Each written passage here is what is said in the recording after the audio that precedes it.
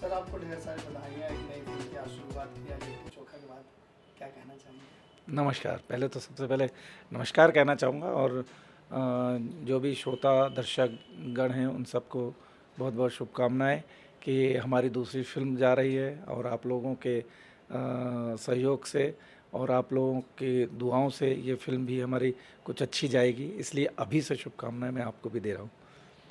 जैसे कि एक तरफ लिट्टी चोखा तैयार है, रिलीज के लिए तैयार है, ऐसे में उस रिलीज की तैयारी के साथ साथ नई फिल्म की शूटिंग में व्यस्त होना शुरू कर देना एक बड़ा बोझ भी होता है, चैलेंज भी होता है अपने आप में, कैसे मैनेज हो सकता है? इसको बोझ नहीं मिलते, बोझ नहीं हम कह सकते, इसलिए क्योंकि लिट्टी चोखा करने के बाद हम तुरंत ही लंदन चले गए और लंदन में हमने एज एन एक्टर 4-5 फिल्में वहाँ पर की।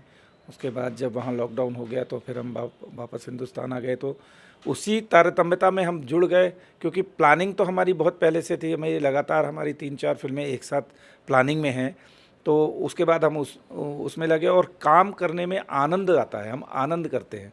हम इसको बोझ की दृष्टि से नहीं देखते हैं, जिस चीज़ में आनंद आए उसको करने में मज़ा आता है, तो हम भी आनंद ले रहे हैं। तो मैनेज कैसे कर पा रहे हैं कि रिलीजिंग के लिए भागम दौड़, इधर परमिशन लेना, शूटिंग को मैनेज करना, ऊपर से एक्टिंग करना, ढेर सारी जिम्मेदारियों का निर्वहन करना, कैसे संभव हो पा रहा है? ये सिर्फ हमारे जितने सहयोगी हैं, हमारे छोटे भाई लोग हैं, उन सब लोगों के सहयोग के माध्यम से ही ये सब काम हो रहा है।